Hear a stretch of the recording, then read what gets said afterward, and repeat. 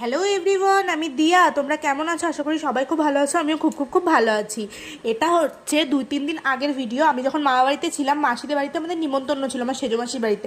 সেদিনকে ভিডিও এটা। তো সেদিন কী কী রান্না হচ্ছিলো আমি তোমাদের সাথে শেয়ার করছিলাম, তার সাথে আমাদের শয়তানি পাগলামি সবই তোমাদের সাথে আমি শেয়ার করব। যাই হোক, আমরা 3 বোন তো ছিলামই, তার সাথে আমার মা, সেজো মাসি, মাসিরা সবাই ছিল, দিদা টিদা সবাই ছিল। তো যাই হোক, এই যে তেল একটু কম হয়েছিল, মানে আমার ওই দিদিটা তেল দিয়েছিল, তো আমার বদ্দি বললো যে একটু তেল দিয়ে দিতে। তো সেই কারণে তেলটা একটু কম হয়েছিল বলে আমি দিয়ে দিলাম। এই দেখো দেখো দেখো ওদের অ্যাটিটিউডগুলো দেখো, রান্না করতে করতে কেউ বসে পড়ে, কেউ শুয়ে পড়ে, এরমই হয় আমাদের সাথে। তো যাই হোক, তো এতক্ষণ ওই দিদিটা রান্না করছিল, রান্না বলতে কি আলু ঠালু ভাজছিল, অ্যাকচুয়ালি রান্না করবে কিন্তু দিদি। তো তাই ও চলে এসছে, ও এতক্ষণ কাটাকাটি করছিল।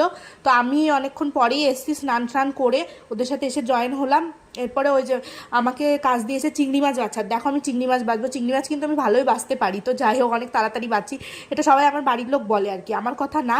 তবে একদিন তোমাদের সাথে আমি শেয়ার করবো চিংড়ি মাছ বাচ্চা, মানে আমি কীভাবে বাছি টাছি এইসব আমি শেয়ার করবো। তো এই যে চিংড়ি মাছটা আমি বাচ্চা, ও আবার তোমাদের তুলে দেখাচ্ছে। চিংড়ি মাছ বাচ্চা আবার দেখানোর কী আছে বলো? তো যাই হোক, এই দেখো আমিও একটু দেখিয়ে দিলাম। এই দেখো গাইজ, আমি চিংড়ি মাছ বাচ্ছি। যে যে